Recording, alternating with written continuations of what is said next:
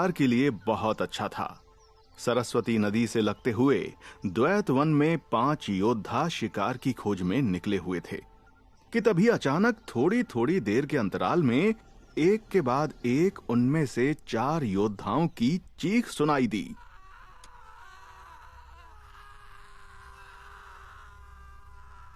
उनकी चीख सुनकर वृक्षों पर बैठे पंछी डर के मारे वहां से उड़कर आसमान में चक्कर लगाने लगे।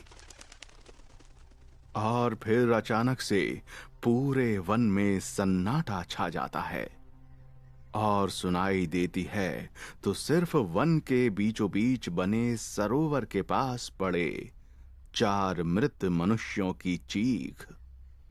वहां दूर दूर तक उनके अलावा ना कोई आदमी था और ना कोई जानवर, लेकिन फिर भी वहां पर कोई था जो ये दृश्य देखकर हैरान था।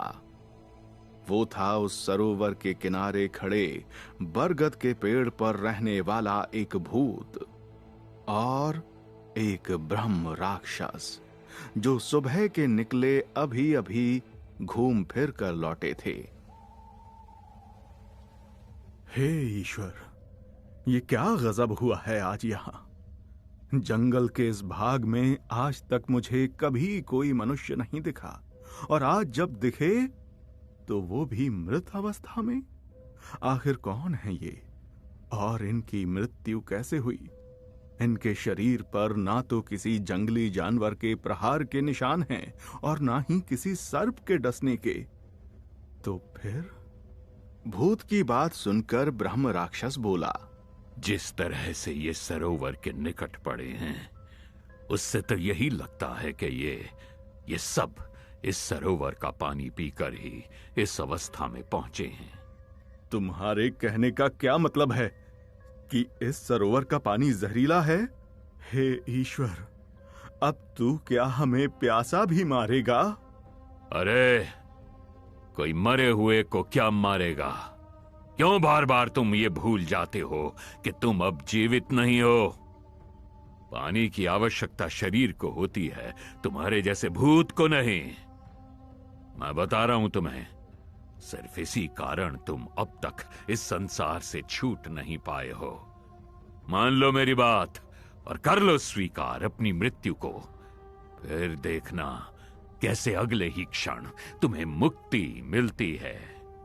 अच्छा, चल माना कि मैं अज्ञानी अपनी ही वजह से अब तक यहां पर अटका हूं, लेकिन तुम्हारा क्या? तुम तो सब जानते हो, फिर तुम अब तक मुक्त क्यों नहीं हुए? इसका भी एक कारण है। कुछ प्रश्न हैं मन में जो मेरी मुक्ति को रोक रहे हैं। जब तक उनका उत्तर नहीं मिलेगा मैं मुक्त नहीं हो पाऊंगा। भला इस घने जंगल में तुम्हारे प्रश्नों के उत्तर तुम्हें कौन देगा? जाओ जाओ, किसी ज्ञानी के पास जाओ। किसी के जख्मों पर कैसे नमक छिड़का जाता है कोई तुमसे पूछे। क्या तुम जानते नहीं, मुझे एक तांत्रिक ने इस वन में कैद कर दिया। मैं यहां से कहीं भी नहीं जा सकता, किंतु मुझे पूरा विश्वास है कि यदि मेरी प्रार्थनाओं में शक्ति है तो मुझे इसी स्थान पर मेरे प्रश्नों के उत्तर मिल जाएंगे। शरीर छूट गया मगर सपने देखना नहीं छूटा। यहां सुनसान जंगल में भला कौन आएगा? तभी उन दोनों को किसी के कदमों की आहट सुनाई दी। भूत चिल्लाया, अरे वो देखो, कोई तो आ रहा है सामने से। कद काठी और व्यक्तित्व से तो कोई योद्धा लग रहा है, मगर फिर इसने एक साधारण ब्राह्मण जैसे वस्त्र क्यों पहने हैं? ब्रह्म राक्षस, क्या पता यही तुम्हारे सभी प्रश्नों का जवाब हो? अगर इसने भी सरोवर का पानी पी लिया तो फिर क्या होगा? होगा क्या, ये भी इन सब की तरह इनकी बगल में पड़ा होगा। ब्राह्मण के वस्त्र पहने जब वो एक योद्धा जैसा दिखने वाला व्यक्ति सरोवर के पास पहुंचा तो उसका कलेजा कांप गया। ये क्या हुआ इन सबको? ये सब ऐसे बेजान क्यों पड़े हुए हैं? अर्जुन, नकुल, उठो और आंखें खोलो। ये तो पानी की तलाश में यहां पर आए थे। कहीं इस सरोवर का पानी जहरीला तो नहीं, या फिर कहीं इन्होंने जंगल का कोई जहरीला फल तो नहीं खा लिया? भीम, आंखें खोलो भीम। प्यारे सहदेव, क्या हुआ तुम सबको? कोई कुछ तो बोलो। कोई तो मुझे बताओ, मेरे प्रिय भाइयों को हुआ क्या है?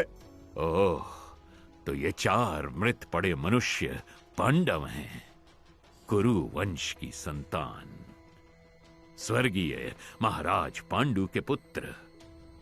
और ये जो जीवित मनुष्य तुम्हारे सामने खड़े हैं ना, ये धर्मराज युधिष्ठिर हैं, इन 5 पांडवों में सबसे बड़े। वो तो ठीक है, लेकिन तुम इन्हें कैसे जानते हो?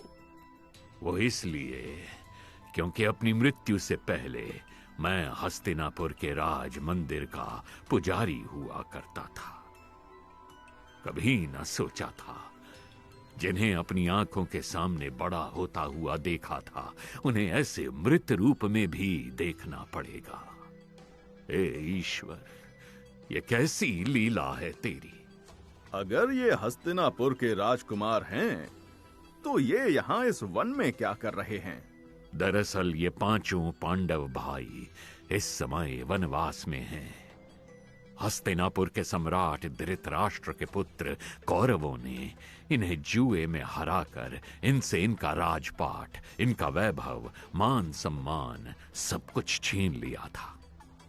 जिस तांत्रिक ने मुझे इस जंगल में कैद किया था, उसी ने बताया था मुझे इस बारे में।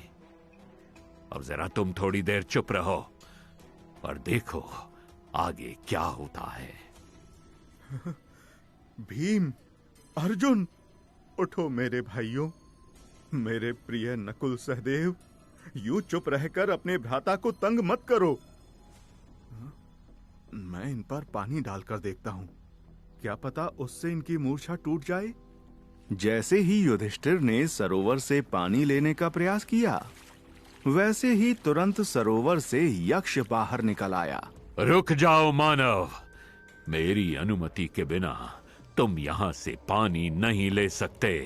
यक्ष को अचानक अपने सामने प्रकट हुआ देखकर युधिष्ठिर चौंक गया। वो यक्ष भी देखने में किसी प्रेत से कम नहीं था। अंगारे सी लाल आंखें, सूखा मलिन चेहरा, बड़े बड़े नुकीले दांत और सांप सी लपलपाती जीभ, जैसे किसी का रक्त पीने को प्यासी हो। कौन हैं आप? और आप क्यों मुझे सरोवर से पानी लेने के लिए मना कर रहे हैं? मैं इस सरोवर का स्वामी हूं और इन 4 मृत पड़े मनुष्यों की मौत का कारण भी। अगर तुम इस सरोवर से पानी लेना चाहते हो तो तुम्हें मेरे कुछ प्रश्नों के उत्तर देने होंगे।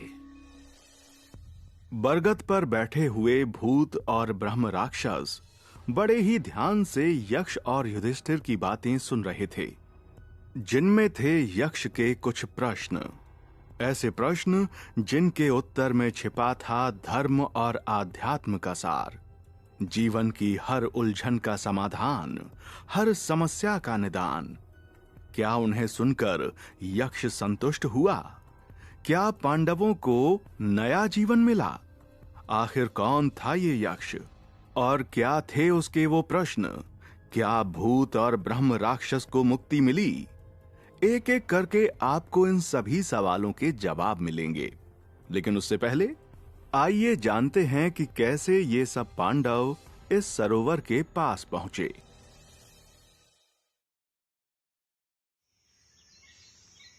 उस दिन जब 5 पांडव वन में शिकार के लिए निकले, तो उन्हें क्या पता था कि उस दिन वो किसी का शिकार करने नहीं, बल्कि खुद शिकार होने जा रहे हैं।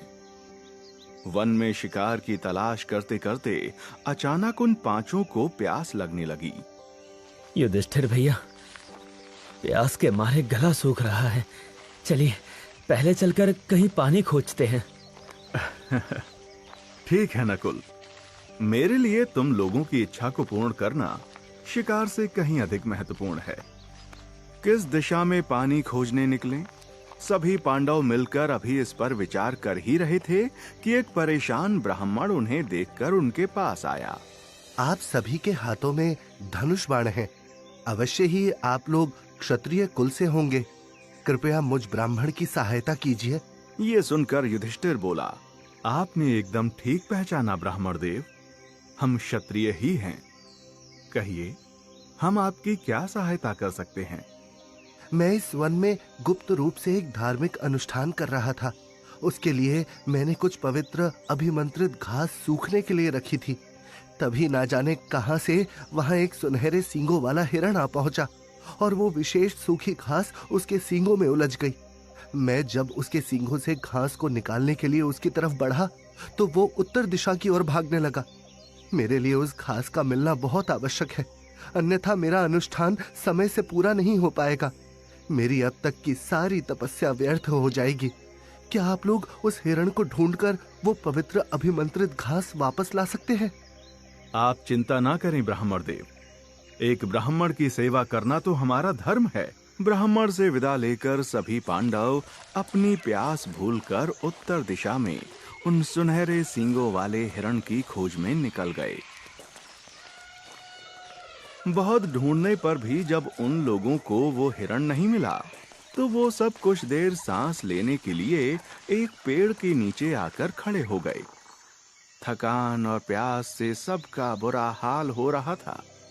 युधिष्ठिर नकुल से बोले, नकुल, जरा किसी ऊंचे पेड़ पर चढ़कर तो देखो, आसपास कोई ना कोई पानी का स्रोत अवश्य होना चाहिए। जो आज्ञा भैया। पेड़ पर चढ़ते ही नकुल खुशी से चिल्लाया, भैया, यहाँ से थोड़ी ही दूरी पर मुझे एक सरोवर दिखाई दे रहा है। सब ईश्वर की कृपा है।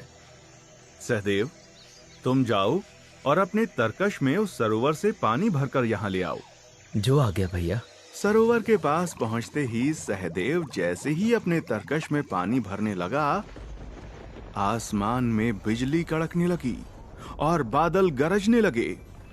और फिर अगले ही पल सरोवर के ऊपर ठीक सहदेव के सामने एक लंबा चौड़ा किसी दानव जैसा दिखने वाला एक व्यक्ति वहां प्रकट हो गया। रुक जाओ मानव, मेरी आज्ञा के बिना तुम इस सरोवर से पानी नहीं ले सकते। लेकिन क्यों? तुम होते कौन हो मुझे ऐसा करने से रोकने वाले? मैं यक्ष हूं, इस सरोवर का स्वामी। अगर तुम इसका पानी पीना चाहते हो तो तुम्हें मेरे कुछ प्रश्नों के उत्तर देने होंगे। और अगर मैं तुम्हारी बात ना मानूं तो इस सरोवर का पानी पीते ही तुम्हारे प्राण चले जाएंगे। मैं नहीं मानता। मुझे बस इतना ज्ञात है कि जल, वायु, वनस्पति, इन सब के अधिकारी हमारी प्रकृति है। जब वो अपनी संपदा किसी से भी बांटने में भेदभाव नहीं करती तो तुम कौन होते हो मुझे रोकने वाले? मैं तो यहाँ का जल अवश्य पीऊंगा। ठीक है, जैसी तुम्हारी इच्छा। और फिर यक्ष की चेतावनी के बावजूद सहदेव ने उस सरोवर का पानी पी लिया। ऐसा करते ही उसे एक तरह की बेहोशी छाने लगी। उसे अपनी रक्षा करना आता है, किंतु फिर भी मैं जाकर देखता हूँ। नकुल सरोवर की दिशा में तेजी से चलने लगा और जैसे ही वहां पहुंचा उसने सहदेव को पृथ्वी पर पड़ा हुआ देखा। सहदेव भैया, सहदेव भैया, क्या हुआ तुम्हें? तुम यहाँ ऐसे मूर्छित क्यों पड़े हो? शायद प्यास के कारण बेहोश हो गए हैं भैया। रुको, मैं तुम्हारे लिए तुरंत पानी लेकर आता हूँ। जैसे ही नकुल ने सरोवर से जल लेने का प्रयास किया, वो यक्ष वहां फिर से प्रकट हो गया। और फिर उसके साथ भी वही हुआ जो सहदेव के साथ हुआ था। इसी तरह एक एक करके भीम और अर्जुन भी उस सरोवर के तट पर आए। उन्होंने भी यक्ष की बात नहीं सुनी और वो भी मृत्यु को प्राप्त हो गए। अंत में अपने भाइयों को ढूंढते हुए युधिष्ठिर भी सरोवर तक पहुंचे। जब उन्होंने भी सरोवर से पानी लेने का प्रयास किया, तब उन्हें भी यक्ष का सामना करना पड़ा। युधिष्ठिर को अपना परिचय देकर यक्ष बोला, इस सरोवर से पानी लेने के कुछ नियम हैं। या तो उन नियमों का पालन करो, वरना यहां से चले जाओ। कैसे नियम यक्षदेव? तुम्हें मेरे कुछ प्रश्नों के उत्तर देने होंगे। अगर मैं उनसे संतुष्ट हुआ तो मैं तुम्हें यहां से पानी ले जाने की अनुमति दे दूंगा। किंतु मेरे पास इतना समय नहीं है यक्षदेव। मुझे अपने भाइयों के प्राण बचाने हैं।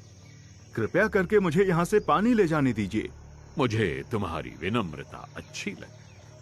अपने भाइयों के विपरीत कम से कम तुमने तो इस सरोवर पर मेरे अधिकार को स्वीकार किया है। तभी तो मुझसे पानी ले जाने की विनती कर रहे हो। किसी के अधिकार की वस्तु बिना उसकी आज्ञा के ले लेना, ये धर्म के विरुद्ध है यक्षदेव।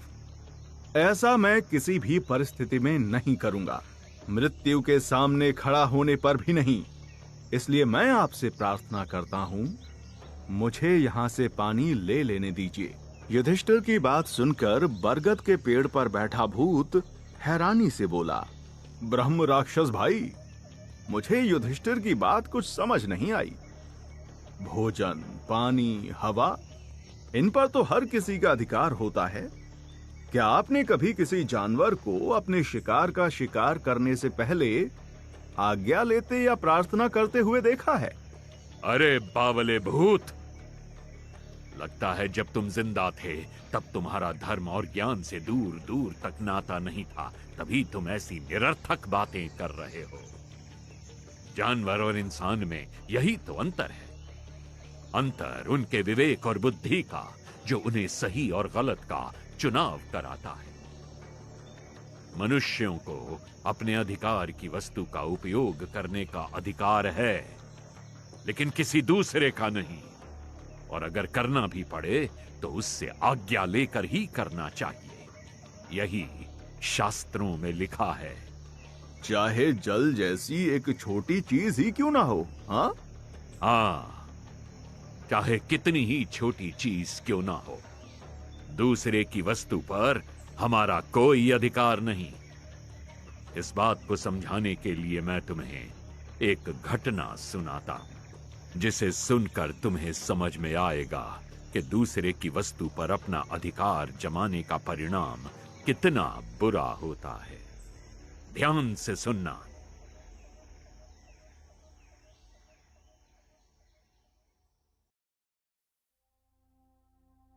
ये बात है गुरु संदीपनी के आश्रम की, तब की, जब वहां श्री कृष्ण और उनके मित्र सुदामा शिक्षा ग्रहण कर रहे थे। तब वे दोनों किशोर थे।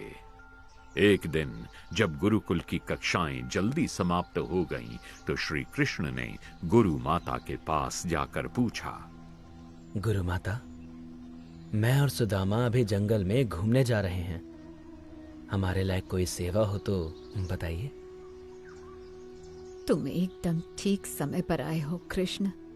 मैं रसोई घर के लिए किसी को लकड़ियां लाने के लिए भेज ही रही थी। अब तुम जंगल जा ही रहे हो तो तुम ही थोड़ी सी लकड़ियां काट कर ले आना। अवश्य गुरु माता, अब मुझे आज्ञा दीजिए। ठीक है, ध्यान से जाना। और हाँ, साथ में ये चनों की पोटली भी ले जाओ। भूख लगे तो तुम और सुदामा दोनों इसे आधा आधा बांट कर खा लेना। जब वे दोनों जंगल पहुंचे तो श्री कृष्ण ने सुदामा से कहा, सुदामा, तुम इस तरफ लकड़ी काटो और मैं उस तरफ जाता हूँ। और ये चने की पोटली भी तुम अपने पास रखो। तुम तो जानते ही हो, मुझे हर चीज से मुक्त रहना पसंद है। हाँ हाँ, जानता हूँ, किंतु एक बात मुझे कभी समझ नहीं आई। तुम्हारे जीवन में इतने रिश्ते हैं, तुम उन्हें कैसे संभालते हो? क्या तुम्हें उनका बंधन महसूस नहीं होता? तुम बहुत भोले हो सुदामा। इस विषय पर बात फिर कभी करेंगे। पहले चलो जल्दी जल्दी लकड़ी काटकर वापस चलते हैं। गुरु माता हमारी राह देख रही होंगी। और हाँ, अकेले अकेले सारे चने मत खा लेना, लकड़ियां काटने के बाद साथ मिलकर खाएंगे। कृष्ण के जाने के बाद सुदामा लकड़ी काटने लगा। लकड़ी काटते काटते अचानक सुदामा को भूख लगने लगी। बहुत जोरों की भूख लगी है। क्या मैं पोटली खोलकर थोड़े से चने खा लूं? किंतु क्या ऐसा करना सही होगा? ये चने केवल मेरे नहीं हैं। अगर मैंने इन्हें खा लिया तो कृष्ण क्या सोचेगा मेरे बारे में? बहुत देर तक इन्हीं सब दुविधाओं में फंसे रहने के बाद अचानक सुदामा की आंखों में चमक आ गई। अगर मैं अपने हिस्से के चने खा लूं तो भला इसमें कृष्ण को क्या आपत्ति होगी? मन में ये विचार आते ही सुदामा ने पोटली खोलकर अपने हिस्से के चने खा लिए और फिर लकड़ी काटने के काम पर वो फिर से लग गए। किंतु कुछ ही पलों बाद उन्हें फिर से भूख लगने लगी। अब मैं क्या करूं? भूख के चूहे मेरे पेट में फिर से फुदकने लगे। गुरु माता ने चने बहुत ही कम दिए हैं, थोड़ा भी पेट नहीं भरा। अब तो सिर्फ कृष्ण के हिस्से के चने बचे हैं, किंतु पता नहीं वो इन चनों को खाएगा भी या नहीं। अगर मैं इन्हें भी खा लूं तो? नहीं नहीं नहीं, ये सही नहीं। गुरुदेव बोलते हैं दूसरे के हिस्से की वस्तु बिना उससे पूछे नहीं लेनी चाहिए। किंतु वो तो मेरा मित्र है और ये कोई सोना चांदी जैसी बड़ी संपत्ति तो है नहीं, मुट्ठी भर चने ही तो हैं। मित्र पर हमारा इतना अधिकार तो होता ही है। अपने मन को ये तर्क देकर सुदामा ने श्री कृष्ण के हिस्से के चने भी खा लिए। और जब वहां पर कृष्ण आए तो उन्होंने सुदामा से पूछा, मित्र, बहुत देर हो गई, तुम्हें भूख लगी होगी ना? लकड़ियां तो हमने पर्याप्त काट ली हैं। चलो अब मिलकर गुरु माता के दिए हुए चने खाते हैं। क्षमा करना मित्र, मुझे बहुत भूख लगी थी, इसलिए मैंने सारे चने खा लिए। मुझे नहीं मालूम था कि तुम्हें भी भूख लग जाएगी। कोई बात नहीं मित्र, मैंने खाए तुमने खाए, एक ही बात है।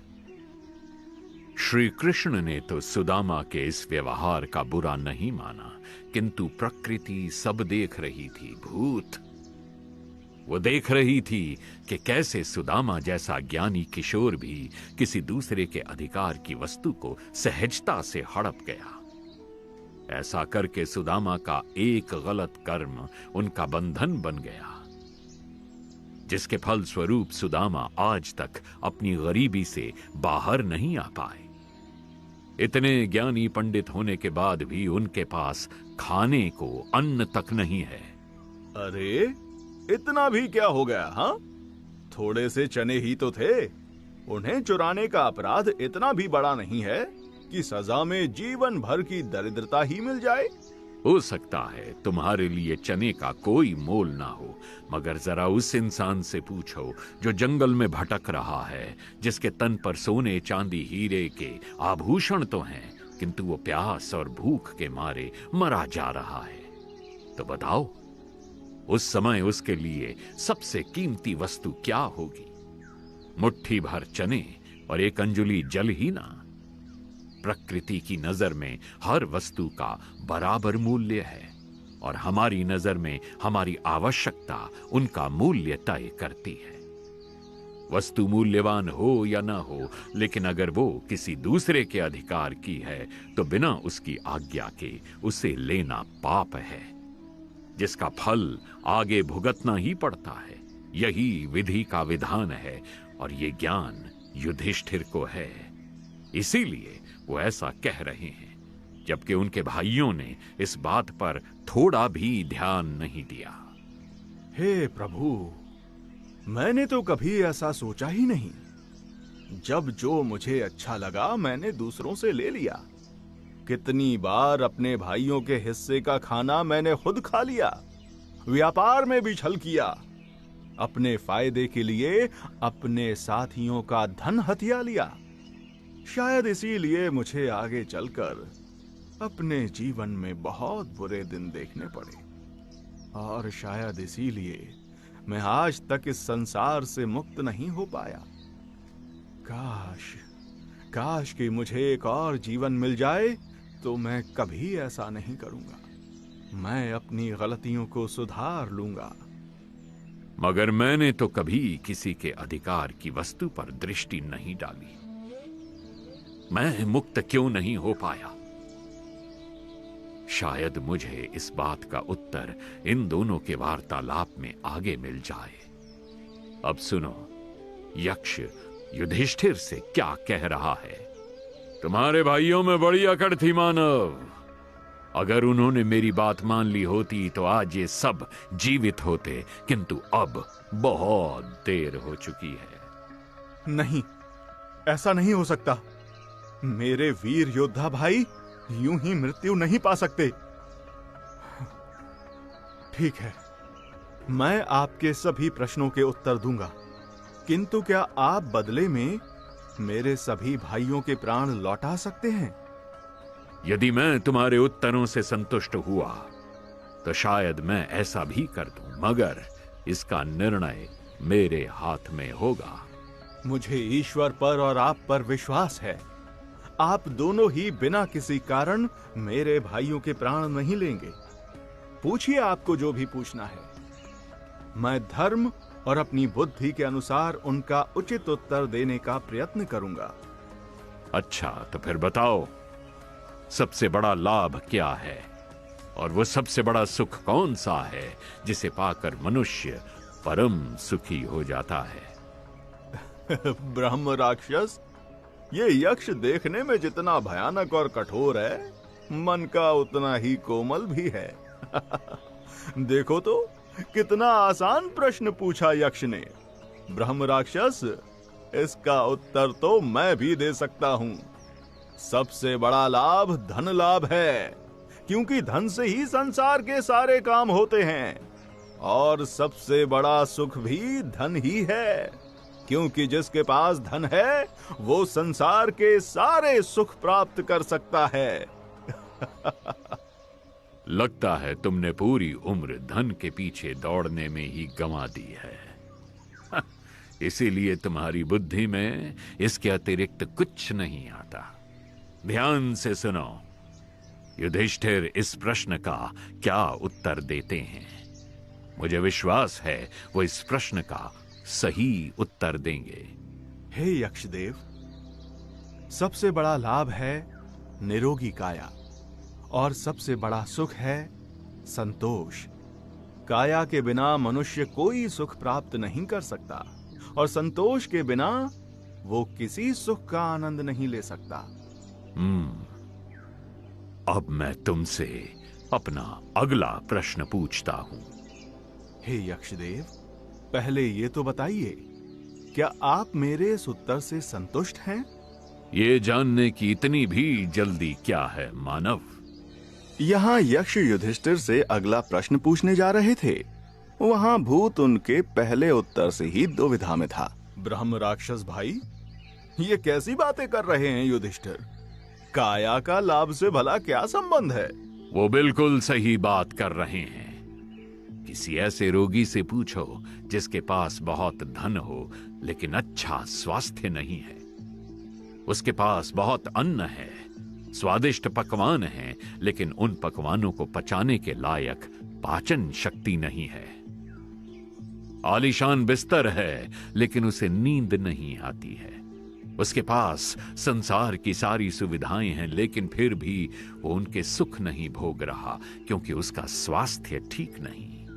वही तुम्हें बताया कि उस समय उसकी दृष्टि में सबसे बड़ा लाभ क्या है। वो कहेगा स्वास्थ्य लाभ। और ये संतोष नाम का कौन सा सुख होता है जो धन पाने से भी बड़ा होता है? हमारे शास्त्रों में तो यही लिखा है कि संतोष सबसे बड़ा धन है, सबसे बड़ा सुख है। किंतु मुझे इसका अनुभव तब तक नहीं हुआ था जब तक मेरे साथ वो घटना नहीं हुई थी। आखिर ब्रह्म राक्षस किस घटना की बात कर रहा था?